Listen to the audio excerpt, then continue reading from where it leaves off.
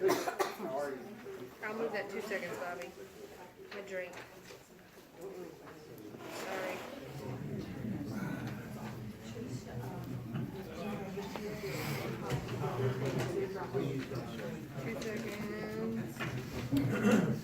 I'm sorry, the audio is going to be a little bit low tonight. I forgot my second set of microphones.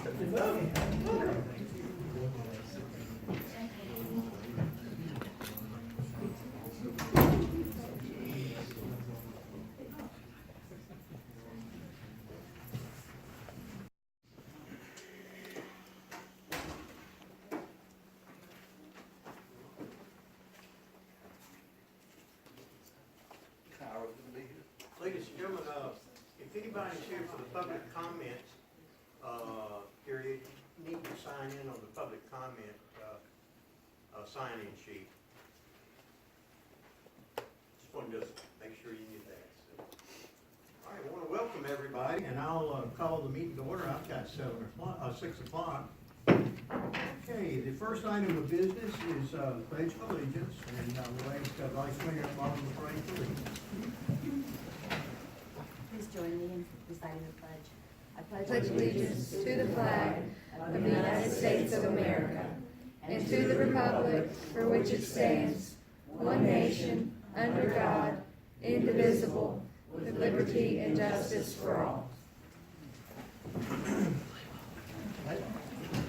Before we get too far into all the business tonight, I want to introduce Cody Haven. Cody is in the Master of Public Administration program, and I'm twisting his arm to go someday into municipal government. And so he's been a tremendous help to him. We have put him to work on a number of issues, and I'll introduce a motion to approve the consent agenda as presented. Is there a motion? Well, Yes. I was gonna say, is the set the public hearing for the plat stamp amendment? We need to announce when that is, right? If we approve that It's listed, it'd be 6:05. next November. November, is it the 4th, whatever the first Monday is? It's the 5th, I think. Is it the 5th? I believe it is. Who's got a calendar handy? November 4th. Okay, November 4th, okay. Any other questions? Nope. That it? Okay, all in favor? Okay. All right, the next issue is public session. Is anyone signed up? Can you pull that mic down just a little closer to you? I don't know that they're doing good, let's try it. Okay. Oh, I did. Yes. I think we need to have a rule about people mowing their yards when it gets to a certain stage. The neighbor should be able to call and have the city send them a notice that if they don't mow their yard, that the city will mow it, and then they charge them a big price for mowing it. And also, I am very upset about dogs being tied up outside on chains, out in the hot sun, and my backyard smells because I put a fence up, and they have a dog right on the other side of the fence, and they never clean anything up. And I had the Terminex man over the other day, and he said, I smell in your backyard. And that is awful, and they have children that are playing out there on the street. And then where you turn up Wilkie Street to go to my house is a disgrace. That's at the corner of West Main. Right. And you know what I'm talking about. Yes, ma'am. We certainly do. We're working on it. Well, I think you should have started working about several years ago. Yes, ma'am. It's got cars and it's just filthy looking. And when you go into buy a home, you should not have to take less for your home than you paid for it, but that's exactly what I would have to do if I sell mine. And I just think this town has really gone downhill in the last few years, and something needs to be done about it. And that's all I have to say. Thank you, ma'am. Appreciate that very much. Okay. Mr. Linford, you have signed up, sir. You know we have a 5-minute limit. Okay, I'll make it fast. I just want to touch briefly on a couple things.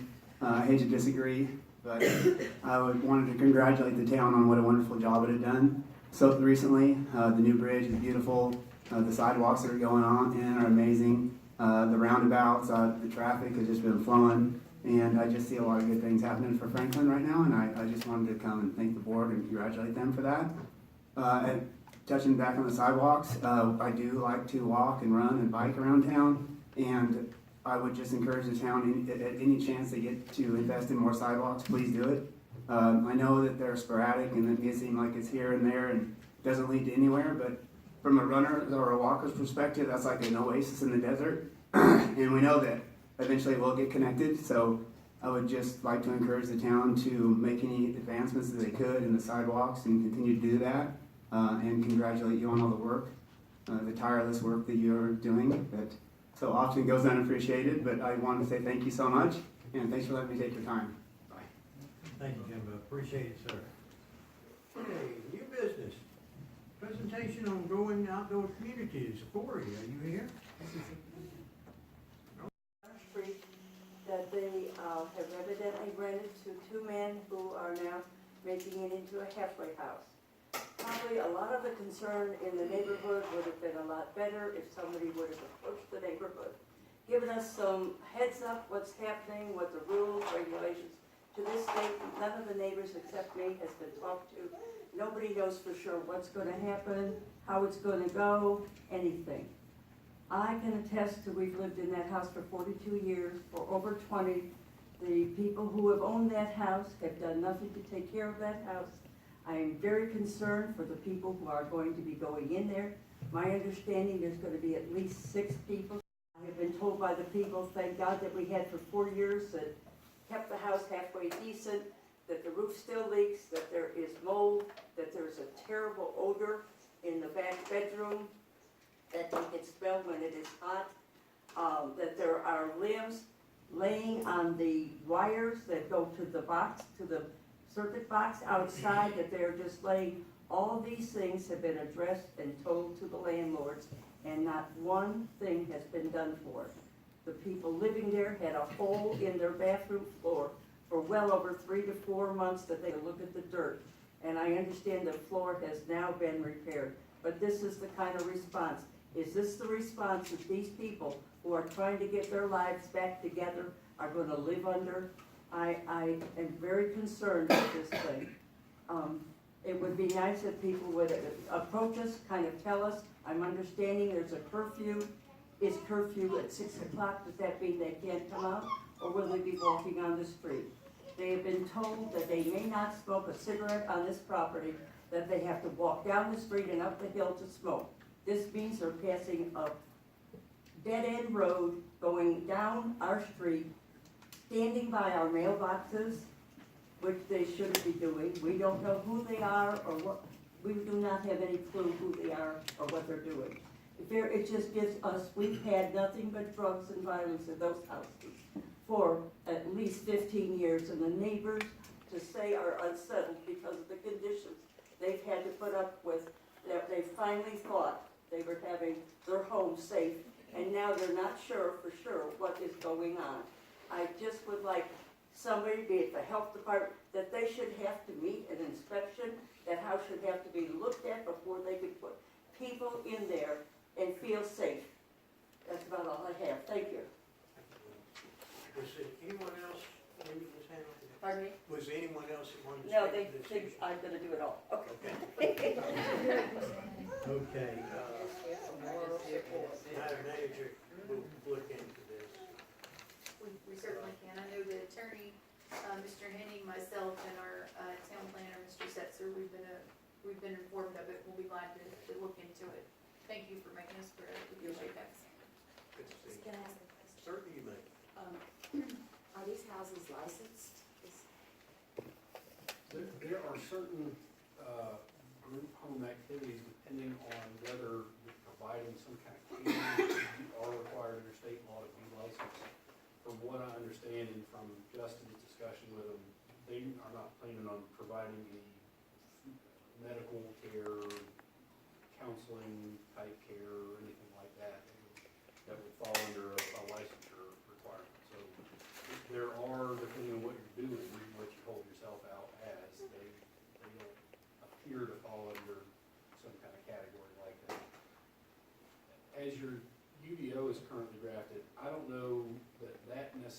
generally, I think we do actually, Justin remind me, we have treatment for where, in the UDO, where a facility like that would have to go and it wouldn't be a residential use. Not one that's of that, like a halfway house, we don't have one listed, but we have one for like adult daycare facility, but not for like a medical rehab facility of any kind. Mr. And I also had a question. I wanted to know, are these people having to pay them? Are they paying rent for this? Does that not become some sort of commercial if they're paying? No, I mean, there's lots and lots of residential rentals that are all over R1 and R2, you know. And they have to show the income and they have to have records and financial? They're not going to be taken advantage of? Well, I don't, I'm just unsure whether these people have ever done this before. Right. Is this their first home that they're ever doing? Have they had training? You know, some of the neighbors are talking about a class action suit. This is how upset, because a lot of information was not given to the neighborhood. well, and I, you know, that's part of where and I think that Justin was right when he told you, and I haven't looked at the restrictions of your property, but there may well be a civil suit that you could consider taking on. It wouldn't be something the town can take on your behalf, but something that you as property owners may have certain rights in the deed restrictions and so forth. Thank you. That you could look into. I think that, so there are certain types of facilities like these that you cannot zone out of the residential area. Those of you who have been here long enough to remember when we did rezoning for the hospice house, you may recall that we ran into, it's a family care facility that if it's people that are being, up to 6 people can live in and receive a kind of treatment. And not to get too far in the weeds in it, sometime in the late 80s, they tried to zone out housing like that because of AIDS homes, is what it came down to. People didn't want them in their neighborhood. So there was a statute passed that said that's a residential use you have to allow there. I think you could, by ordinance, and this is something you could look into for future uses. I mean, this use would already be in process, and you could only make it non-conforming by a later change in your zoning. But you could say, and I think the way this is tackled in some places is to say no more than 5 people, unrelated people living in one residential unit are allowed, something along those lines. And that's potentially anyway. We don't have anything in the UDO right now that makes that a a disallowed use where this property is. So it's zoned for what they're doing. I've researched this quite a bit before this. Sober living homes are not, you do not have to be licensed or registered in the state of North Carolina. I don't see how, if there's no licensing requirements for this, that even under a UDO thing, that you would be able to do that. If I wanted to open an Oxford house somewhere, which is that I can just rent a house and I can open one. And they are all over the state, and I personally, I don't know anything about this house, so I'm not trying to say this is okay. But I think this is a sign of things in the recovery community that are gonna happen in towns. They're happening everywhere else, and it's gonna happen here in some neighborhood, and we're just now kind of getting a taste of it. That's not to say I'm advocating this house, but I think it walks a very fine line about saying, I just don't see how the board can say you can't do that. There's nothing in the minimum housing code. Yeah, I mean, I know unless it that's- went something from that angle, not as a, There is in terms of living space, and Justin evaluated it for that, and they in fact had to adjust their plans a little bit to stay in conformity with it, which they are doing, we're told. So they are in conformity with those minimum housing.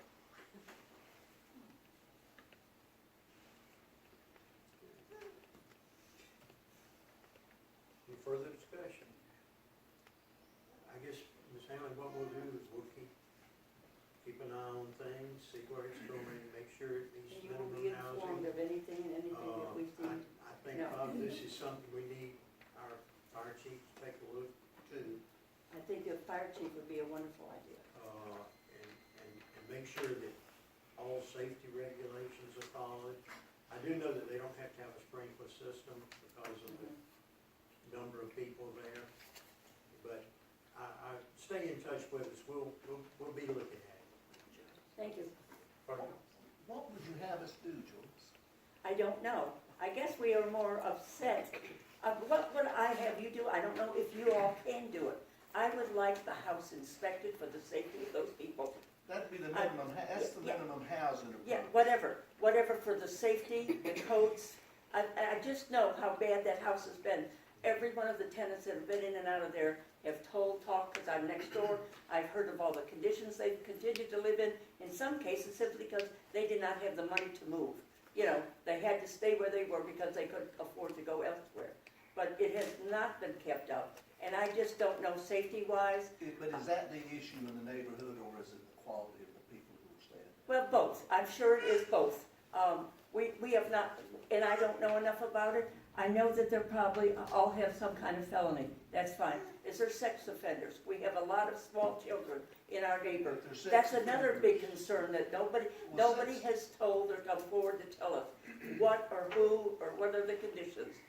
It's a lot of unknown instead of somebody just simply kind of maybe giving us a little heads up whether we liked it or not. We would have still gotten some information.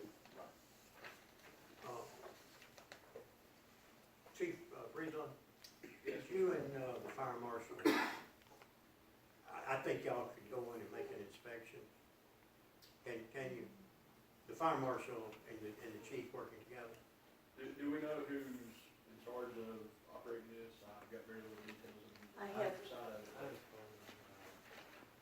I would be glad to try to gain consent to do that and organize that with the fire marshal's office and see Yeah. if we can make some ground. Would you request that if,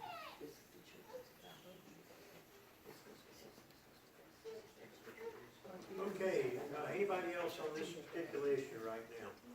If not, we'll move on to discussion on waiving cap fees for Macon County's new dog park. Madam Manager, you want to bring us up to date on this? Yes, Mr. Mayor and Council, what you have before you tonight, it's in your agenda packet, it's from the county manager's office. They're requesting that the town waive the water and sewer fees associated with the construction of the new dog park. What you have before you tonight is the total, it's for $4,680. The town's cost would be the $792.62. That would be what we'd request that the county pay, is the $792.62. Okay, any discussion from the board? I come from an era that, thank God, you can get shot down in a minute. We've never waived a fee like this from Macon County. Absolutely not. That's not the era I want to stay in. I want to understand that a lot of us are there too, so it's cutting both ways. We're also county. And there's a lot of ways we can work together. This is going to give us another bathroom in town and all of that. And I just personally would like to see us turn the page on this. But I can tell the younger ones in the group that there was a time where this was not, and they probably made the agenda. But I'm glad it did, and I fully support it.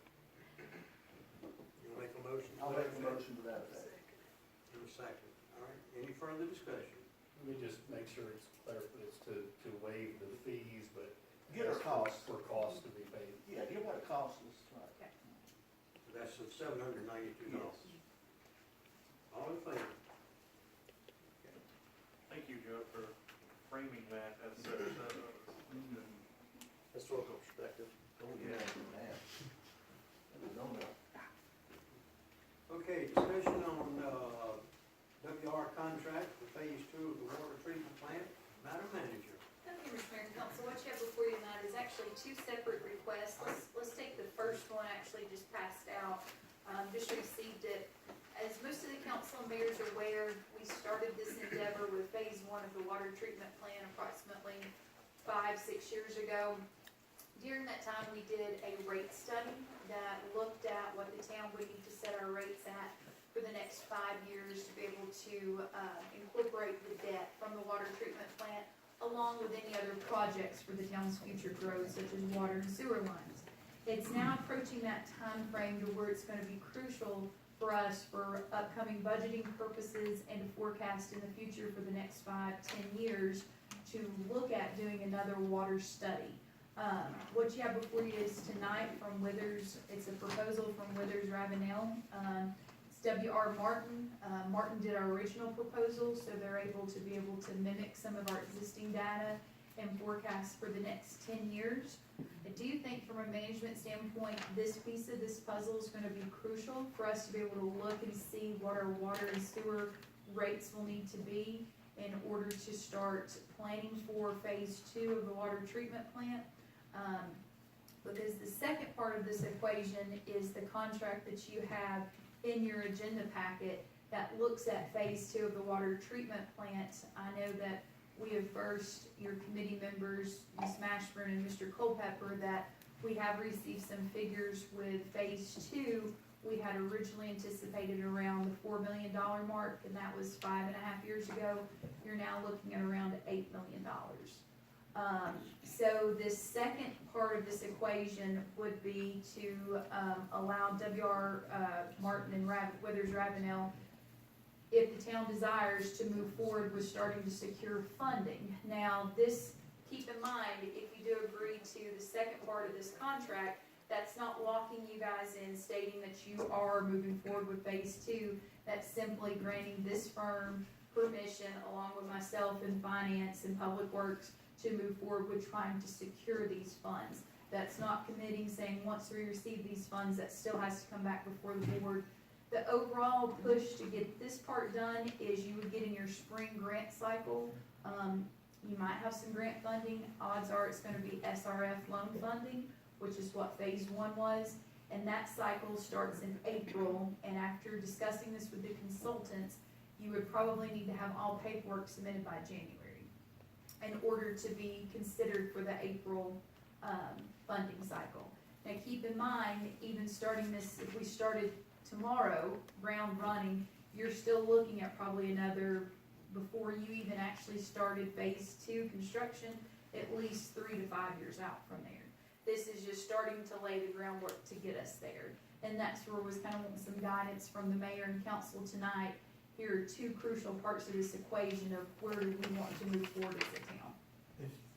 While we're at that, something I've been concerned about for a number of years, could we work into that study the feasibility of also having a secondary water source that can confluence possibly between the Little Tennessee and Cartuja J Creek? Not Cartuja J, I'm sorry, Little Tennessee and Colasaja, I'm And that's sorry. something we are looking at and we could continue to do with this study. I think the major issue that's gonna be facing municipalities across the state for years is gonna be water supply. If we don't have a good water supply, we have no town whatsoever. I mean, all you got to do is look at Flint and some other towns and the situation they've had. So I was just wanting to mention that, from the board. That's sticker shock. It says 8 million. Yeah. It'll be 10 million by the time we get It around could to starting to dig, and then Yeah. putting all of our eggs in Cartuja J Creek, to me, is not necessarily our wisest move. It may turn out to be after the engineers study it more, but if we've got some time, I'd like to see what our options are. For sure. And we do have time. You do have time. With phase 1 was crucial that we move forward and have that done for your pre-treatment operation of it.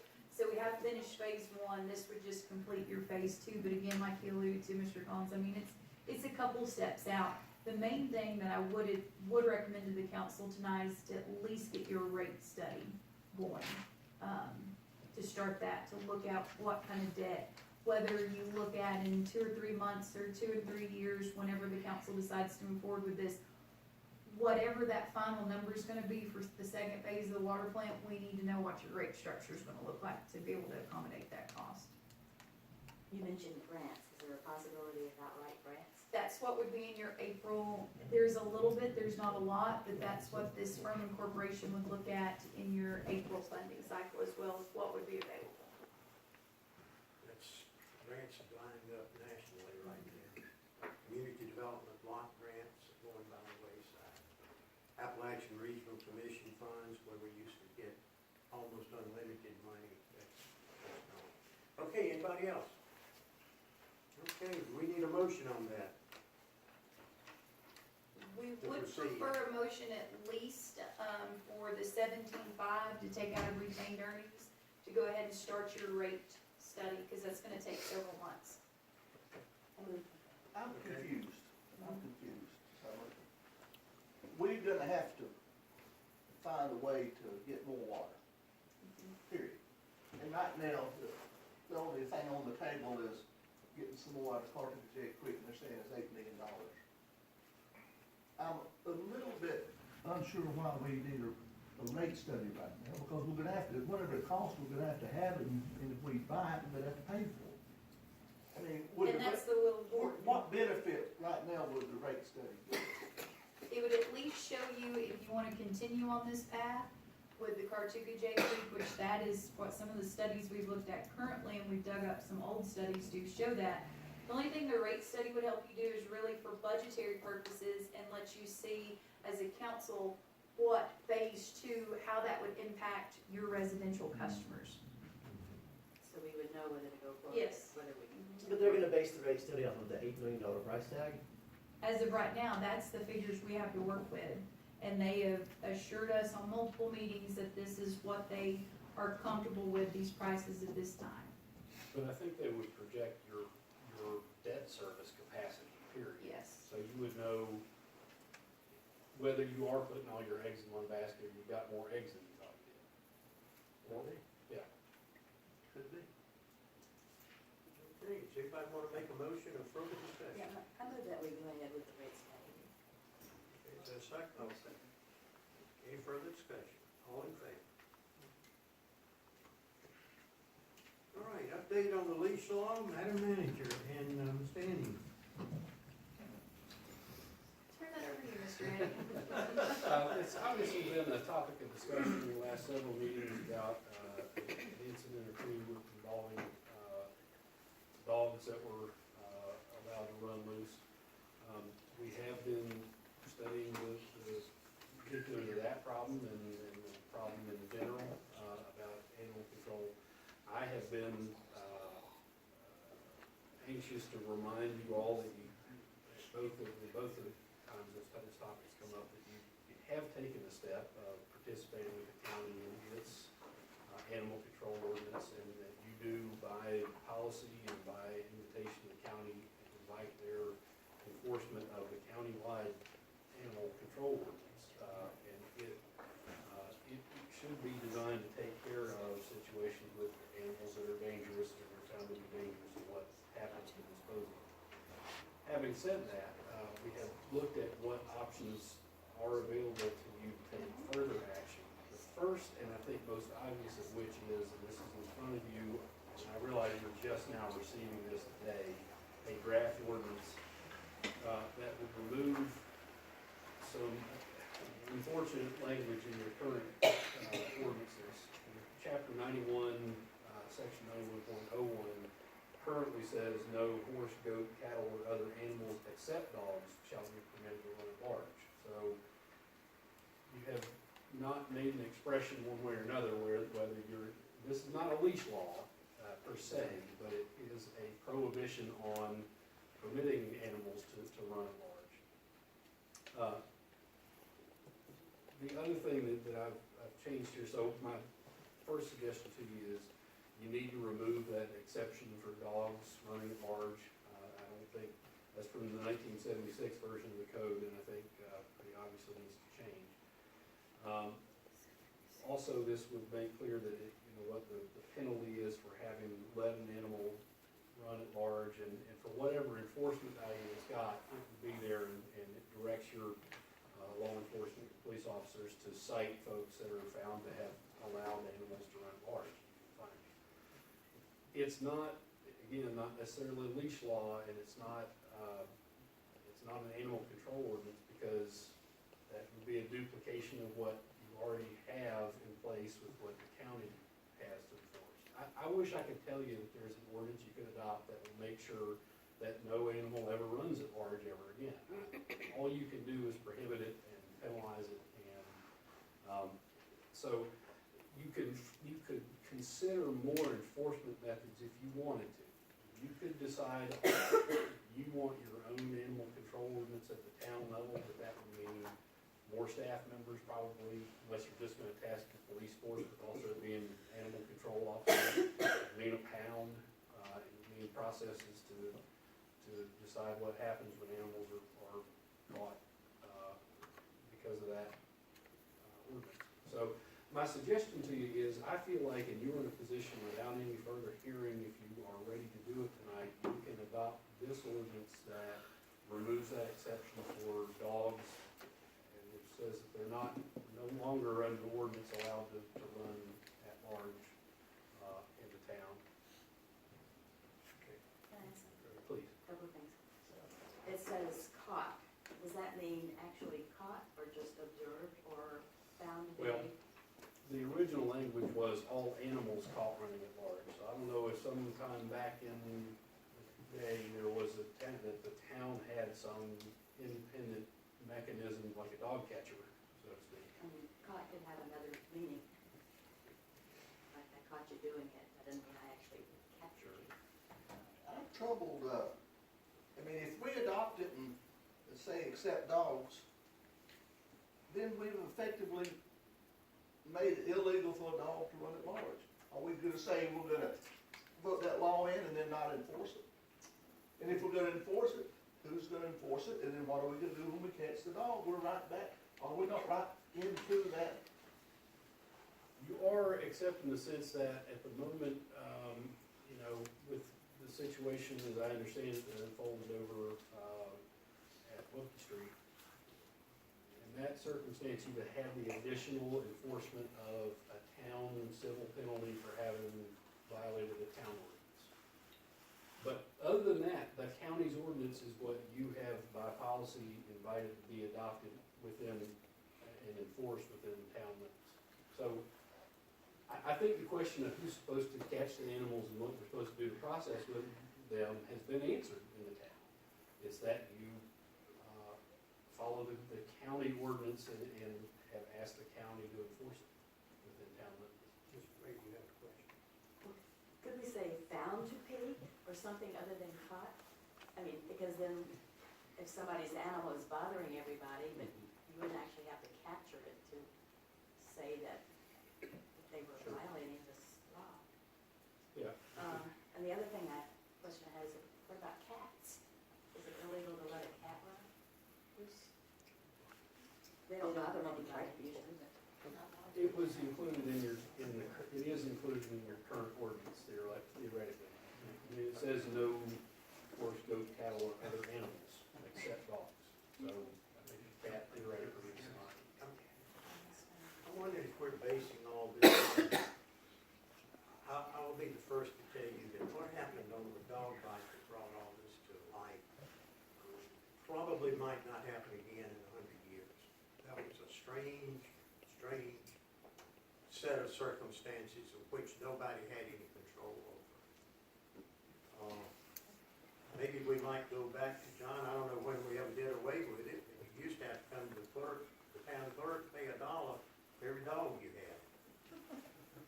I don't know if any of y'all remember that or not, but way back, you had to, and so there was a handle sort of who had dogs. I don't know. This was a very unfortunate situation.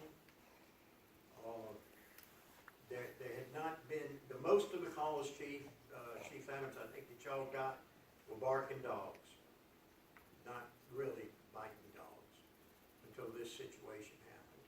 Correct. This may be a bit of a stupid question, but what do you actually classify running at large on an animal? I think that's what Mr. Gray. I mean, if it's if my dog's in my yard and it's running around, but it doesn't go out in the street and bite somebody, is that running at large, or is it have to get off my property? I don't really, That's a good question, and I can't tell you sitting right here what a precise legal definition of at-large is. It's what's in the current one, so I can find out. because I mean, I think everybody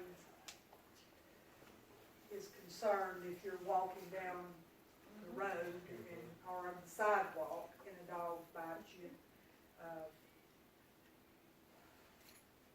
So I'm just a little confused about where it actually. Untethered and off on this property or something of that effect? You know, I noticed in Silva, whenever I had looked at it, I think it was Silva that said contained on your property. It actually phrased it in some way that your property line, so. And I have questions like, if we believe there's a problem, is our county, are we gonna have to be in charge of picking that dog up?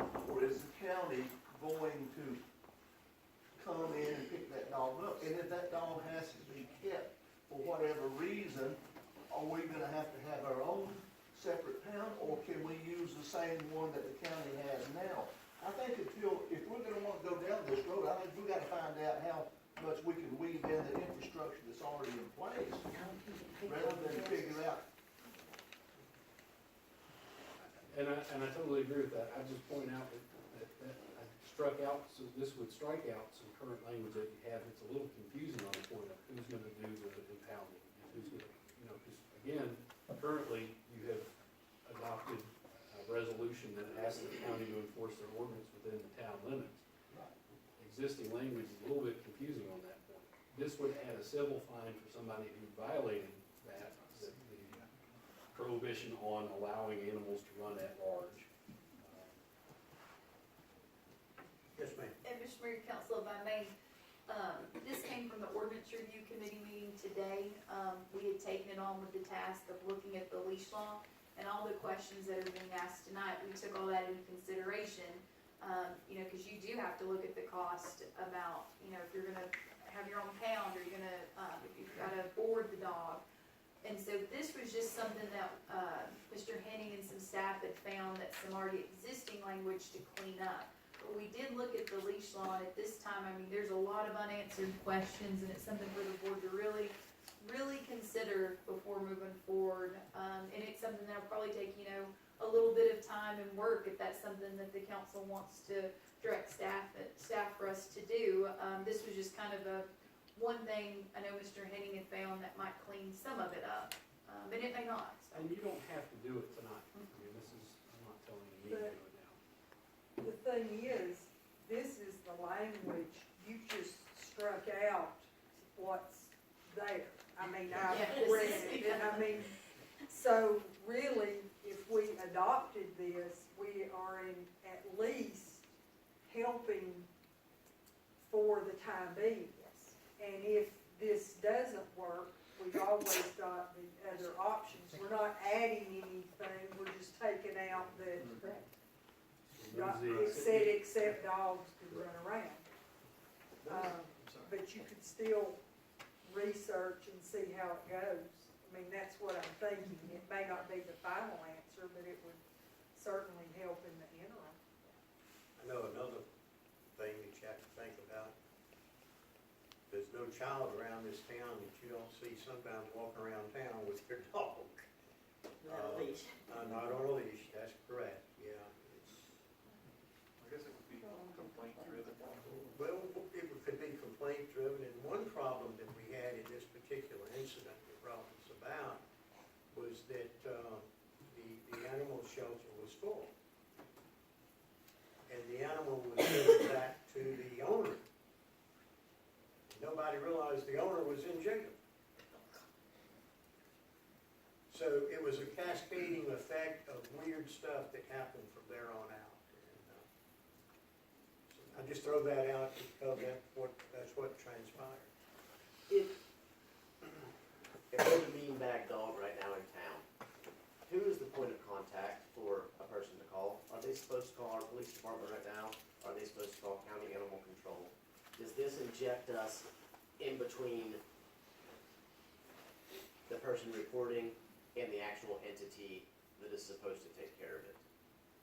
Chief, if I'm not mistaken, I think that we answer a call with animal control. If it goes in, yeah, well, it says animal control. Call may go into dispatch, they'll call animal control, and us, and the police department as well. And if the chief is if the call is to your department first, don't you, and it involves animal control. Yeah, we'll call animal issues, control, you and then, call- and they always meet us there, so it's never been I an don't issue. think that this would change that.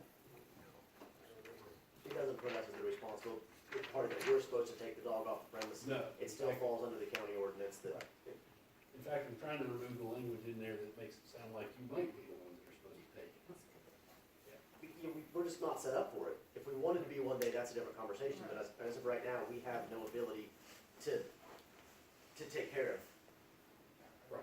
of a bad dog. This just gives us a tool, a civil penalty. And this is just the normal, like, civil penalty applied to every other. $25 for the first one. Same one.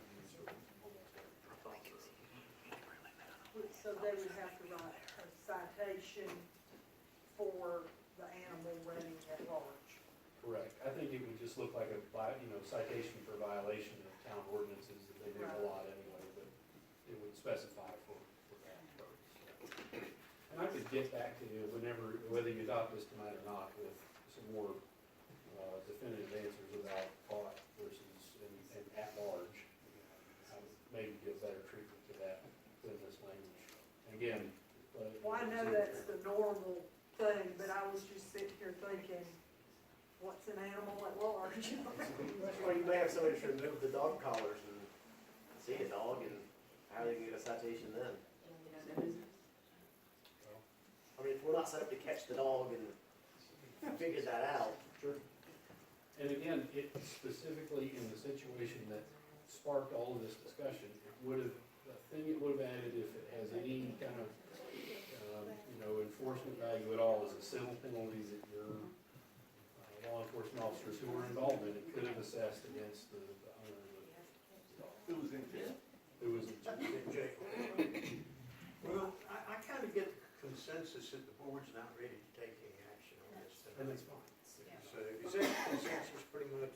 I would be okay to make a motion to pass this tonight in the interim time of you doing further research to maybe clean it up, because it's not gonna hurt anybody that we're trying to do something. I would second that. I think that I have gotten the feeling, I have not had one person come up to me and say, don't do a leash law. I mean, they came and been reporting incidents where somebody's been bitten, and I think they're really starting to want us to do something, and this would be a step that we're trying to do something. That's what it's Let me open another concern here a little bit about, are we talking about a leash law, or are we talking about a containment law? It's more like containment. It doesn't say anything about having to keep an animal on a leash. I'm not so sure the public will understand that we're talking about keeping your dogs up, not when you come to pickings on the square having it on a leash.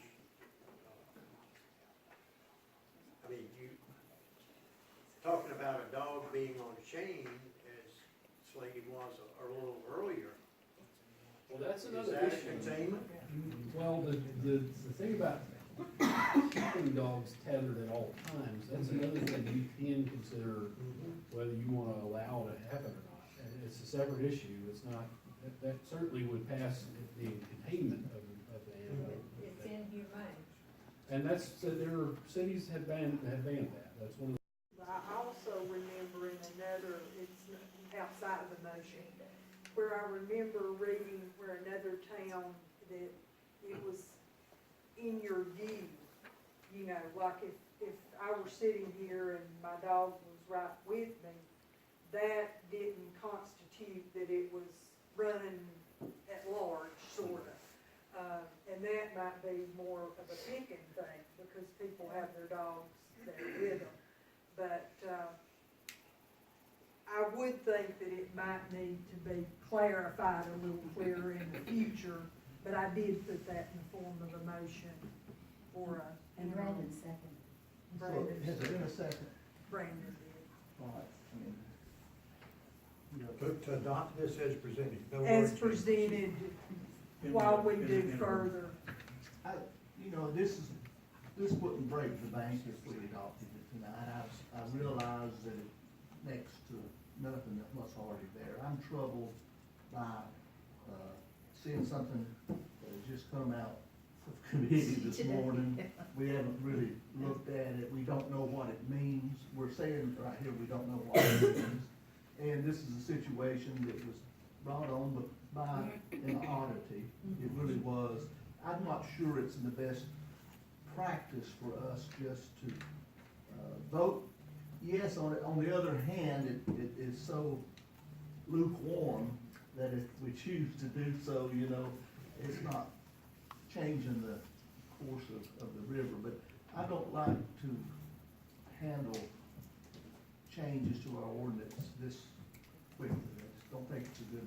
I think you're absolutely right, but I think this is safe enough, like you said, lukewarm.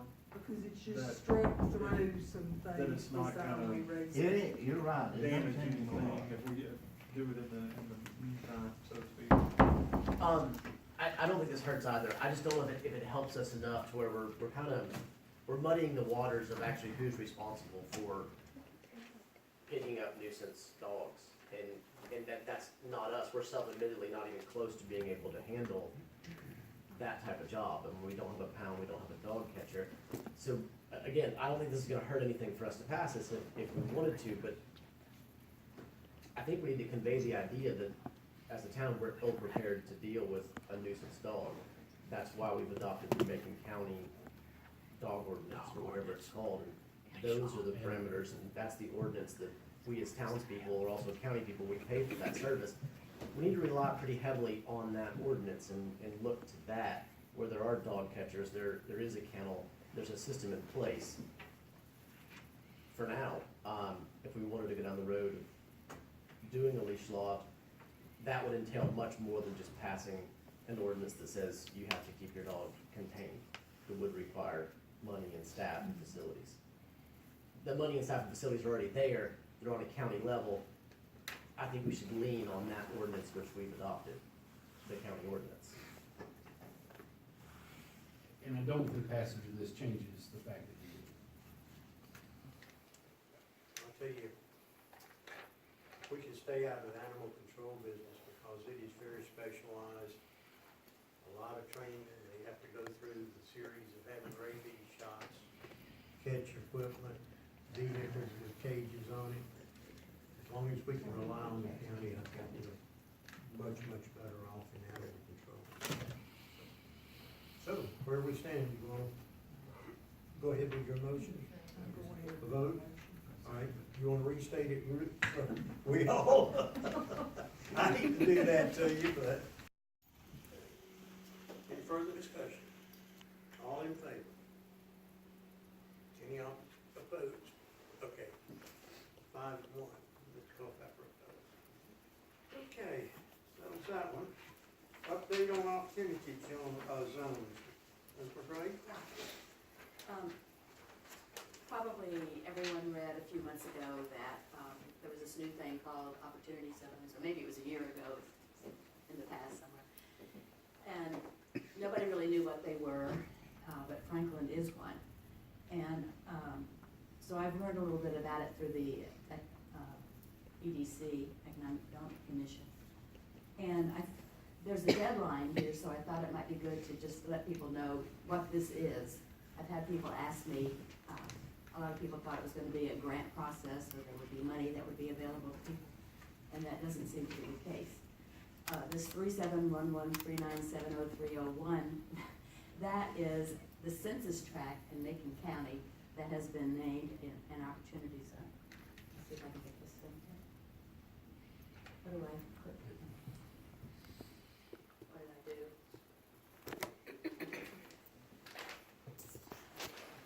This is a new program. It was part of the Tax Cuts and Job Act. And that was a bipartisan effort by Senators Cory Booker and Tim Scott. The idea was to redistribute wealth. The way this works is that people who have large capital gains can shelter that money by putting it into a special fund called a Qualified Opportunity Fund. And that fund then is used to provide capital to projects in undercapitalized communities or low wealth communities. And so it's a program that really benefits, it's supposed to benefit everybody. The wealthier people who have the money that they're trying to shelter, and the poorer communities that need that money to do a project. And this isn't really all that important, but you see how it was just passed in 2 years ago, 2017. And it's taken a long time for the IRS to get all the guidelines out so people could understand what this is all about. And Forbes magazine said this: by and large, investors have been excited about opportunity zones, but slow to engage without clearer IRS guidance. The way it looks, projects that are already in existence are more likely to get funding, just because of the peculiarities of this program. Everyone gains, I said. So those who have money to invest can defer capital gains tax until 2047 or until the asset is disposed of. This basis step up means in 5 years, your basis in that money is increased by 10%. That means you don't have to pay tax on that 10%, so that saves you quite a bit. And if you leave it in there for 7 years, then your original basis is increased by 15%. Then any money you make in the fund is tax exempt.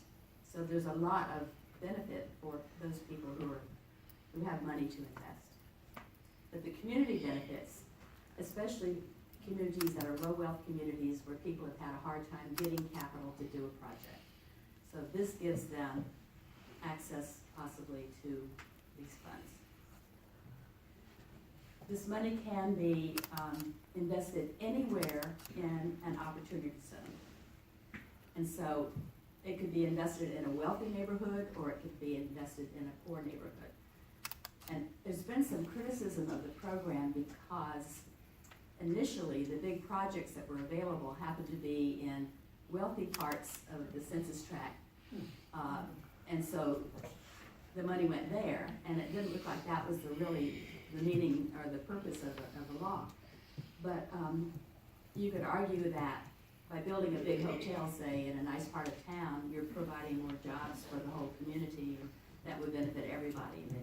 There's a trickle-down theory, of economics. So, but anyway, that's the way it is. But each state was authorized to establish these zones. They could have zones representing only 25% of the low-income census tracts. Told you it was complicated. The U.S. Treasury Department certified these zones, and in North Carolina, the governor picked the zones, and every county got at least one. The state ended up with 1,000 census tracts that met the criteria, but they were allowed 25% of those, 252 opportunity zones in the state of North Carolina. And the one we got in Macon County happens to be most of Franklin. These are the kinds of projects that qualify, and I understand that mostly now the money has been going to real estate projects, but you could do any kind of a project with it. So it could be commercial industrial real estate, it could be housing, it could be infrastructure, it could be an existing business or startup business. Some sin businesses are excluded by the law. I don't know what those would be. And for real estate projects to qualify, the investment has to result in substantial improvements to the property. So this is the state of North Carolina. Y'all can see the green spots are where the opportunity zones are. And you see Macon County has that little area there. Tommy Jenkins submitted several tracts for consideration, and the only one we got was this one in Franklin. And you see, the reason some of them are so large is because those eastern counties, they have a low population. And so the census tracts were probably pretty big. So here we are, this is the census tract, and I don't think I'm not gonna remember that number. That's the number. It goes from Highway 23 on the south to the Little Tennessee River on the north. That's Sanderstown Road. From Porter Street, Harrison Avenue to Highway 28 on the west, and then all the way to Highway 23 on the east. Is that clear to everybody, what the map shows? So it's very large. So, for example, it would include Angel Medical Center, the old hospital building. And it would include Main Street. So there's some opportunities for us there, and I want everyone to know about this, and because if people have to come up with projects, you have to have a project to get the money. The sooner the better, because the way that the law right now is written, you get that 7-year benefit. You have to get that 7-year benefit, the 15% increase in your basis, which would decrease your taxes that much. It has to be invested in a qualifying fund by the end of 2019. It doesn't give anybody very much time.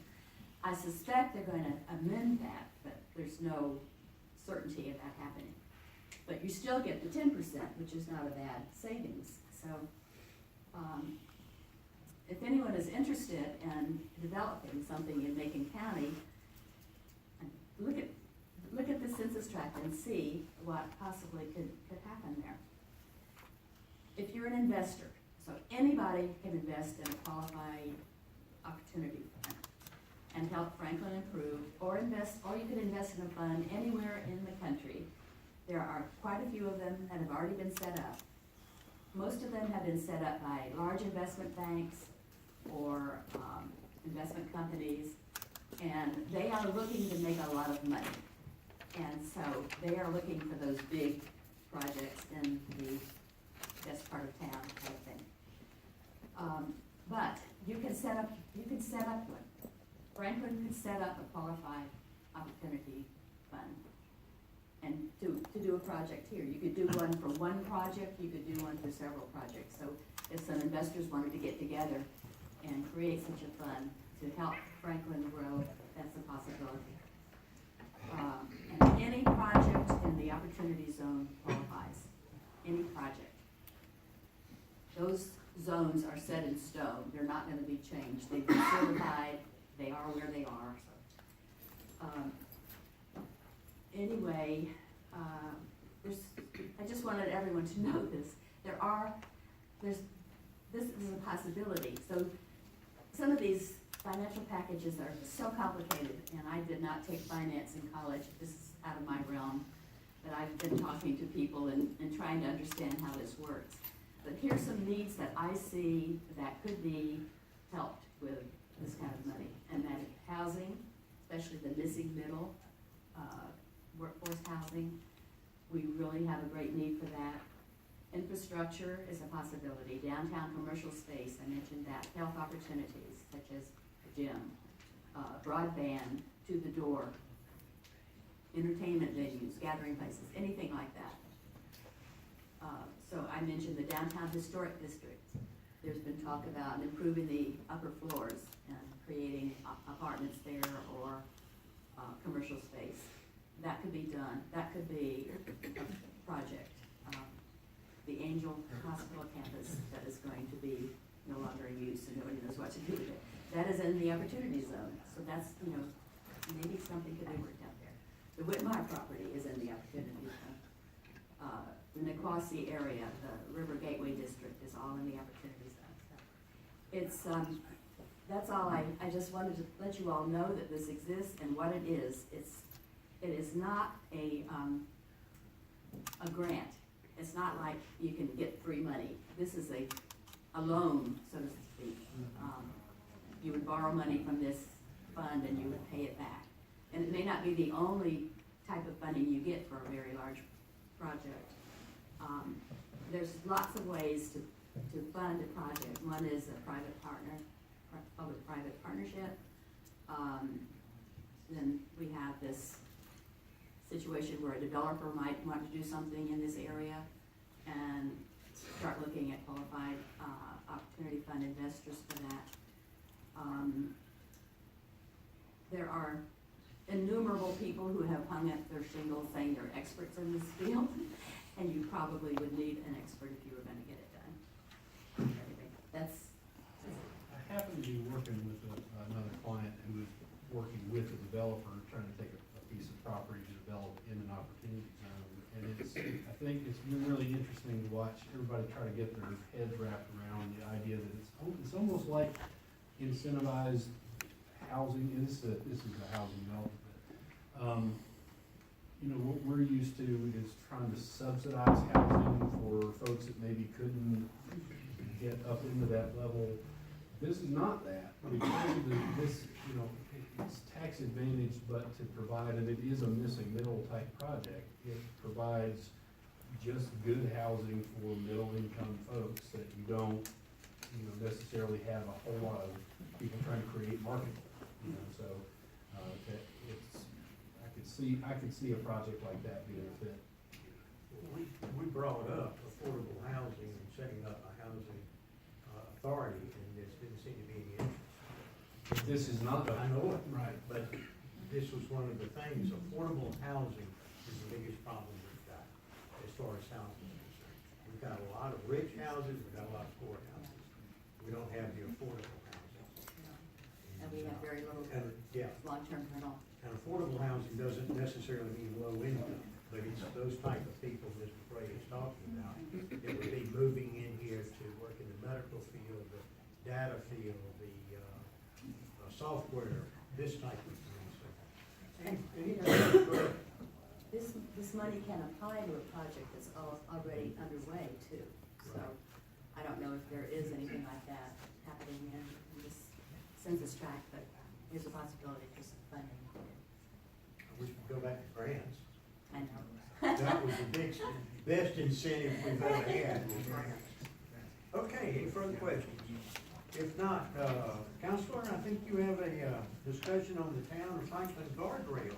Yes, Mr. Mayor. So in your packet, there's a draft policy. I started to have this ordinance, but we thought whether you don't need an ordinance to say whether or not you're gonna install guardrails or any other kind of traffic safety devices. I think that's, for one, it needs to be left to the flexibility of your staff to determine when, within budgeted funds, when they're not, they'll obviously going to come to you for that. You also you want the flexibility to be able to address places that need to have traffic safety addressed sooner rather than later. So rather than having several months ago, you have this issue suddenly be sort of thrust upon council to determine whether or not to put in a guardrail, this would shift the determination of that and within funding that you have to your staff. So that's the purpose of this policy. What I'm also trying to do here is it's a goal of mine to very quickly begin to get your policies together. You have ordinances, they are, you know, instruments of law. We do a really good job to keep them straight and keep them online. Policies have been a lot harder to get arms around, and they're much more day-to-day sort of operation. I want to, and I hope you will give some thought to how you want to see policies adopted, how many things you want to have come with subjects you want to have come to the council first, or the subject that your town manager could adopt straight away. So that's just food for thought for later. For now, this policy and the effective part of it is this section 3 that just says, you know, we'll determine when guardrails are advisable under state DOT regulation and install them when they're within budgeted funds, so you all don't get surprised by the request for that kind of thing. Happy to answer any questions about it, but if it's acceptable to you, a motion to adopt.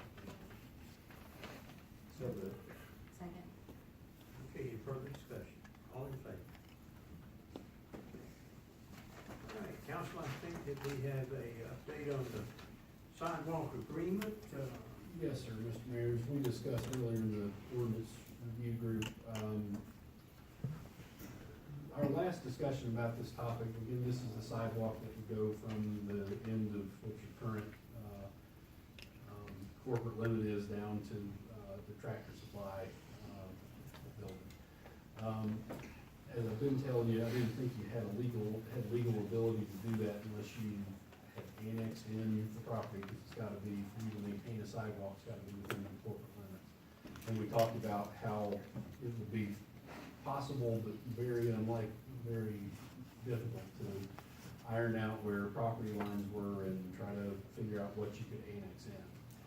After that discussion, Nathaniel, your county engineer, had a really great insight that right now, with the widening project that DOT is getting ready to do through that whole corridor, they are gonna be in the process over the next year or so of determining where boundaries are, and where there are properties that go to the center of the road. They're gonna acquire easement, and I understand they don't do that by just easement anymore. They're gonna acquire fee title to the property, so that whole swath, and probably wide enough easily to fit in this sidewalk project, is going to be, the state is gonna go to the trouble of marking it out, surveying it, and acquiring it.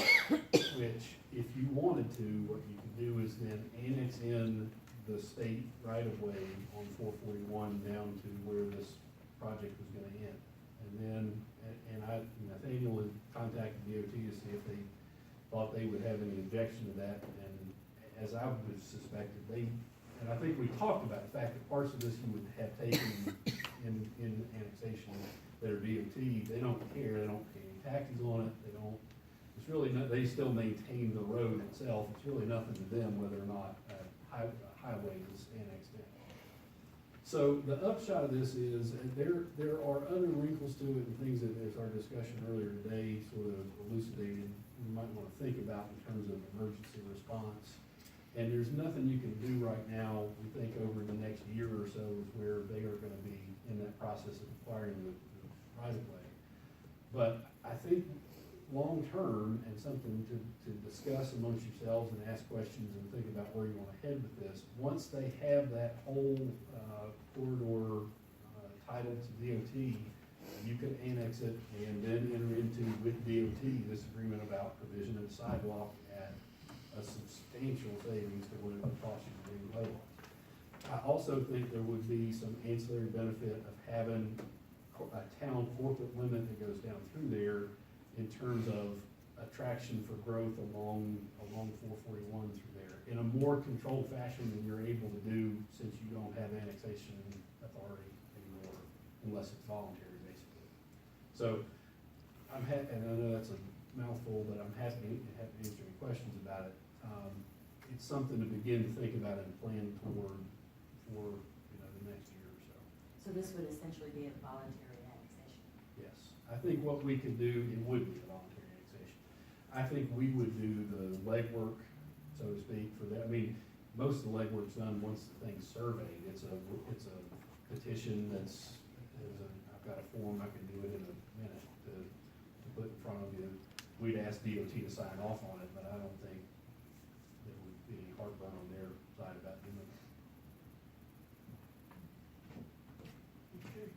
We're not forcing anybody to become part of the town. Correct. They would just have the option later on to voluntarily annex if they wanted to. Yeah, which they do now, but like we were talking about earlier, have done in, satellite annexes that are just here and there, down through there. Which, we did, again, like we talked about earlier, get a local act passed that made it a little easier for satellites to come in, but it's not real ordered growth as you might like it to be. So, Yeah. so everything would be contiguous to town then? Yes. Yeah, all of this, this would take in basically maybe all but one of the satellites that are down that way, and they become contiguous as they touch, a border that goes all the way to town. And the only property we can annex is beyond about a year. Correct. That's pretty awesome. Good job. And do you need direction from us, consensus, or?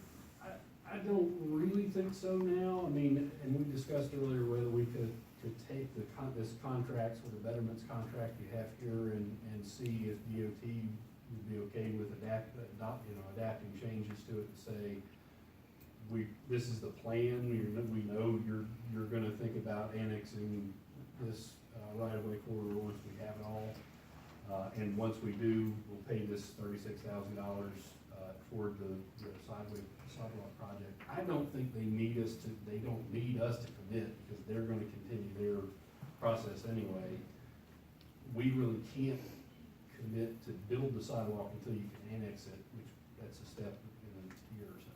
So I don't think the time's quite right. We just wanna let them know that we're in support of the idea though. Yeah, and if it's the consensus of the council, we'll continue to let them know, and we'll continue to go for it. Yes, ma'am. I just want to thank Nathaniel for coming up with, finding what we've been searching for. Which all of our great minds did. No guardrail authorities on this board whatsoever. Thank you, Nathaniel. Okay, moving on. Let's just go around the table before I get into the announcements. I didn't see them. Why not? Okay, Brandon? Ms. McGray? Hunky-dory? Good. All right, couple of announcements. Movie night will be Friday, October the 18th. It will not be that horror movie. I like those. That's the only child's movie I've ever been to, and I couldn't sleep the rest of the night. Pumpkin Fest, Saturday, October the 19th. We're probably gonna need a lot of volunteers for that. Second annual Town of Franklin leaf pickup is available. Call the town office. From what I understand, Mr. Moore, isn't it that you want the leaves in a pile where they can come and... Yes, if we could get them just as close to the side of the road as we can, and you do not have to put them in bags, we will take care of that. Okay, and that's a one-shot deal. Everybody gets one free leaf pick. Yes. Okay, the only other thing I have is I want to really do a shout out to the town employees. We have gotten so many compliments on the decorations that have been put out.